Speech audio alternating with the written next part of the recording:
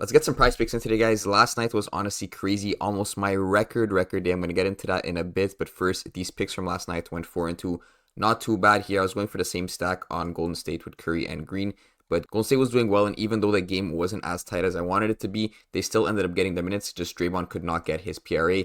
Curry cleared this. He wasn't really shooting many threes, but more of his points were unassisted, and Draymond didn't get to flourish there. Then we went for the White Sox stack here, cleared very easily. Both did not even get a hit. And then Jalen Johnson, he cleared this rebounds prop very easily, so RLS definitely was not looking good like within the first two quarters. Overall 4-2, we lost a bit of money, but it's still a good record. Where the real pain comes from is last night in the Discord. Look at these slips right here. Steph Curry had him on the over 4.5 3 points made. We already hit a demon prop here. This was going to pay 38x. Everything basically cashed because we had two first quarter props. Jovic was at like 7 points rebounds within the first quarter, and then Marchenko was at 2 shots on goal. So everything was cashing. We were just waiting on Curry's threes, and he absolutely sold us. This would have been 7.6k return, so 38x. Instead, we only got a 4x, which is still good, but that's $800. That's a difference about 7k in profit, and it didn't happen once. It happened twice. This was another first quarter prop, so we already knew this was chalked, but everything else hit. Brunson just needed one more bucket in that first quarter, and again, this would have been a 200 into 7.6k. Instead, it was only a 200 into 800, and it only gets worse because this was another simple 6-man, no demon here, but Jimmy Butler needed one more 3 or just 3 more points to get that points rebound assist, and he actually shot a 3 within like the last 8 seconds to win the game, and he missed it. This would have given him 32 PRA right there, and this would have been another 25x. So another 200 that turned into 400 there instead of 5k. So that's literally almost 20k that we missed out on here because we would have had 7k profit here, 7k profit here, that's 14k, plus another 5k profit here. That's almost 20k. So 100x because it was a 25x here, a 38x here, and a 38x here. So you add that all together, that's 101x that we missed out on last night. Absolutely brutal. Absolutely brutal. Instead of making 50 to 70x, we only broke even last night. But it happens when you're playing these long shot parlays that end up hitting more often than not in the long run. But last night it did not work out. I'm actually going to be building a 38xer in this video right here. And we're going to start it off with some popular picks here. I'm looking at Micic here. I'm not sure why everyone is on these overs for Charlotte here. You see Micic, you see Miles Bridges points, you see Nick Richards points, you see Brandon Miller points. Everyone is all over the Hornets. I don't think people are realizing that they're playing Orlando tonight. That being said, I'm actually going to go with these picks. But I don't want to get greedy here. I'm going with Micic on his over 6.5 assists because this is the one demon prop I actually like. The other demons on Charlotte are not good. I'm not sure why people are on them, but Micic is a decent one here. In the past 4 to 5 games, he's been averaging 9.2. He also cleared this versus some decent teams here. Boston, Clippers, Golden State, and Cleveland. Orlando is a step up on all of these teams defensively, but if he cleared it versus Boston, it was kind of one step down from Orlando. I'm not too concerned with that, and he honestly crushed the averages versus Clippers and Cleveland. So I think this is the only good one. That being said, I'm guessing you guys are stacking together like this. I'm not sure what you're doing, but all these guys are popular for a reason. I don't mind stacking Miles Bridges. I think he's the correct play to go with, but not his demon. You guys are getting greedy here. Go with Miles Bridges, regular points prop on the over 19.5. I'm liking this. If you go and check Miles Bridges' points from assists, you're going to see that his 3-point field goals made are about 89% of the time assisted, and about 37% of his points are from 3 points. So that's good to see. And overall, his field goals made are assisted 66% of the time. So that's a good number to see because obviously we're grabbing Micic on his over 6.5 assists. We're hoping that he's going to be heavily assisting Miles Bridges in this case because we're grabbing Bridges on his over. Now, you could go Brandon Miller. You could go basically any Hornets player, but I don't really like Brandon Miller because he has that push line. Nick Richards also has a lot of assisted points, but if you go and check his juice on a sports book, he does have heavy juice towards the under, which is not looking good for us. You see under 8.5 points at minus 130 compared to Miles Bridges, who is kind of flat. And since we're pairing up with Micic here on the over 5.5 assists, it's at minus 150. So that over 6.5 is going to be quite hard to hit. He's not really projected to hit that. I'm guessing like maybe a 40-ish% chance that he actually goes over this prop. But when you're pairing it with Miles Bridges, at least you're kind of getting that bonus from having these two guys together in the same slip. That being said, there's definitely things going against us in this matchup. You see minus 11.5 spread towards the Orlando Magic, and this is obviously expected to be quite a slow-paced game. 205.5 total. So if someone is getting the points, it has to be Miles Bridges. We can't see Brandon Miller popping off and scoring 20-30 points. It's very unlikely that Miles Bridges is going to also be going over his points total too. Also, another thing that's noteworthy is their whole team is a game time decision here except Trey Mann.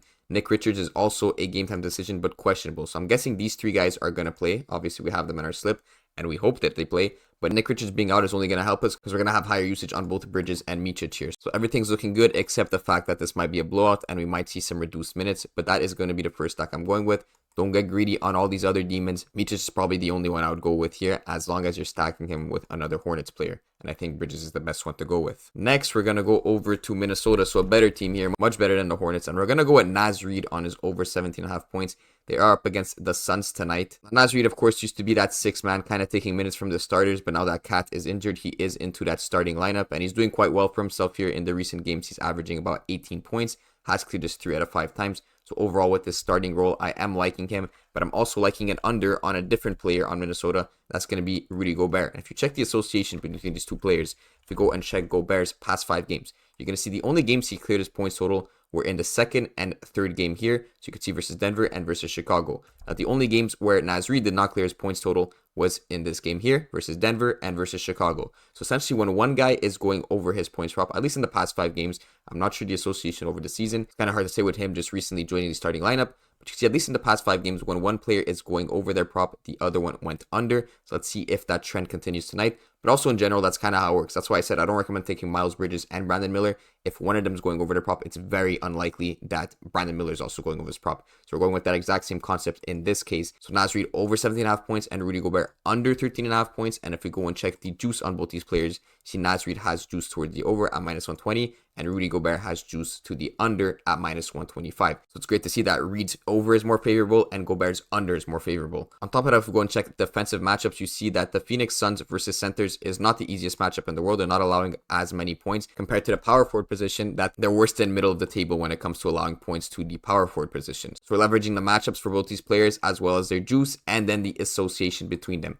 So I am liking Naz Reid's over with Rudy Gobert's under points. Last thing to consider for that specific stack is that Nurkic is actually a game time decision. Questionable. He might not play, but I think this is priced in. Normally when players are questionable, it's kind of priced into the lines that they're not expecting Nurkic to play, meaning Gobert's line is not really going to be adjusted if Nurkic is officially out. If Nurkic is officially in and it's kind of unexpected, it's only going to help us because it's going to be a harder matchup for Rudy Gobert to get his points, and we're going to see Naz Reid flourish a bit more there. So that's the first 4 players, and we're going to finish this off to turn this into a 38x. This last one, I'm going with James Harden on his over 9.5 assists versus the Jazz. They just played last night with a nice little win versus the Denver Nuggets. And we're going to rock with them again on that forward momentum with James Harden on the over 9.5 assists. And I was going to pair this up with Zubac's points, but apparently they just took off all of his points props. They only have his Demon and his Goblin here. So what I'm going to go with instead, which I still think is a great prop, is his over 33.5 fantasy score. If we check RotoWire's projection for his fantasy points, we see it's set at 37.83 on PrizePicks. We're getting at 33.5.